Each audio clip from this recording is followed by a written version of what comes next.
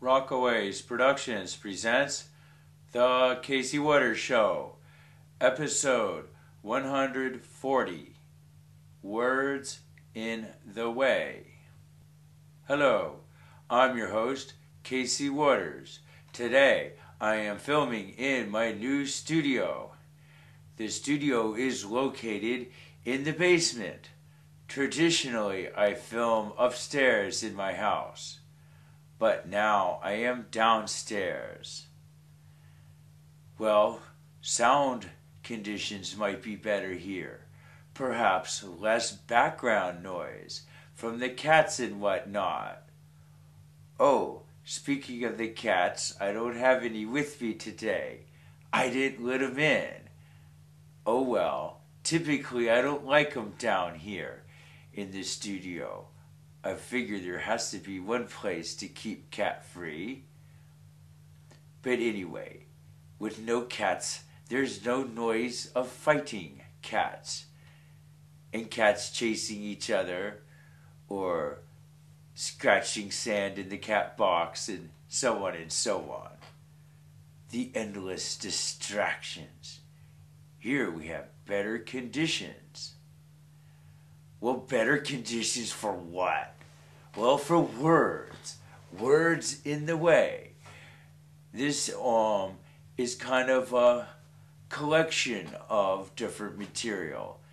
It's all of my own creation, but I discuss different concepts rather about words. And so it's a collection of concepts and discussions.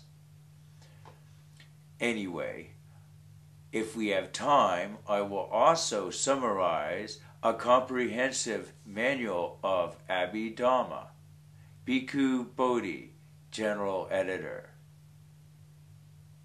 But for now, let's jump into the words.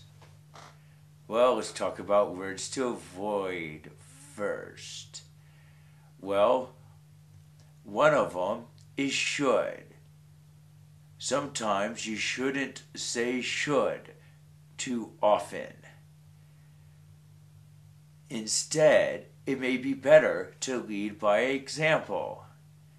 Instead of telling someone how to do something, show them how to do it. Or, if you're not quite in a position to show him or her how to do it, find someone who is. Sometimes that's the best way to go, is showing or leading by example instead of giving instructions, especially when they involve the word should. Because what happens is it could get up to the point of division, where you're always being derided with should. You should do this, and you shouldn't do that, and so on and so on. It could get old and annoying. Anyway, another word to avoid is never. I'll never do that again. Well, maybe you will. So think about it before you just say never, never, never. And what about a fool? Well, usually when you say someone's a fool, well, for one, it doesn't make him or her feel that good. And for another thing, it might not be entirely true. And, perhaps more significantly, fool is one of those boomerang words. You throw it out, but it can come back to haunt you and come back to bite you. In other words, if you call someone a fool, next thing you know, you could be the fool. So be careful.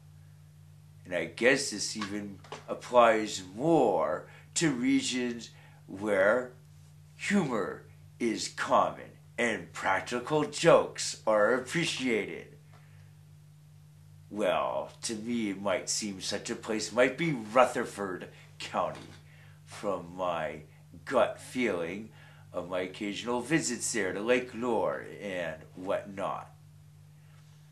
Anyway, so you have to be careful about who you call a fool, because then you could become the fool.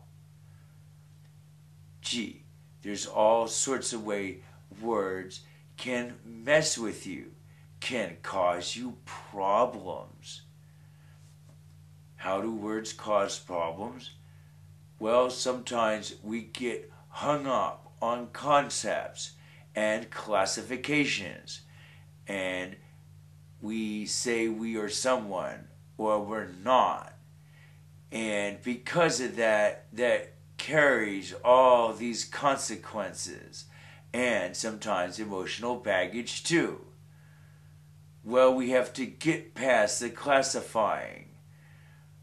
When we are totally wonderful and accomplishing everything great, we shouldn't always act so superior. That is something to be avoided.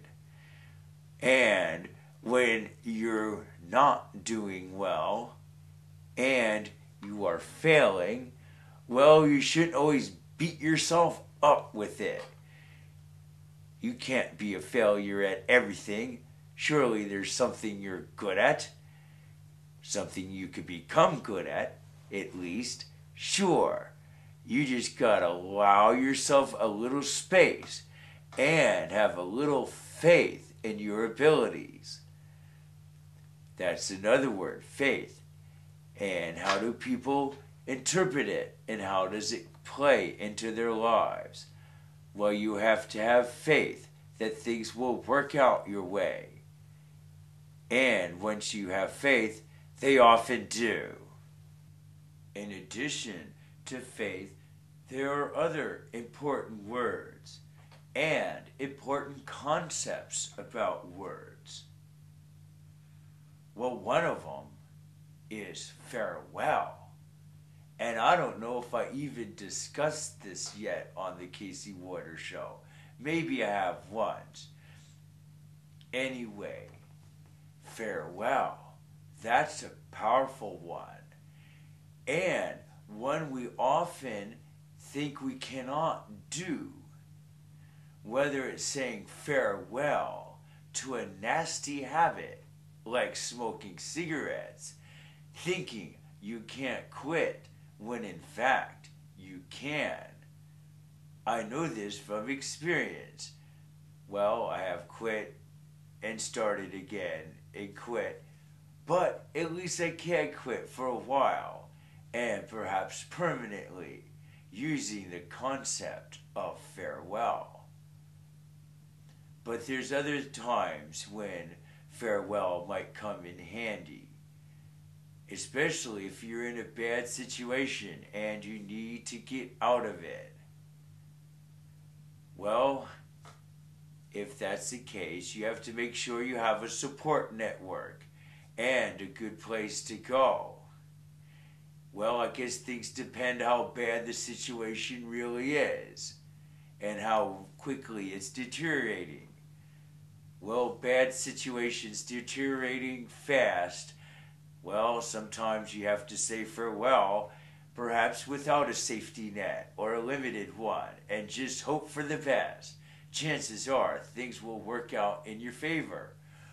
Other times, when things are a bit more marginal and you're unsure whether to say farewell to a bad situation, you might have more time to research it, analyze it, discuss it with friends, and figure out the best thing to do.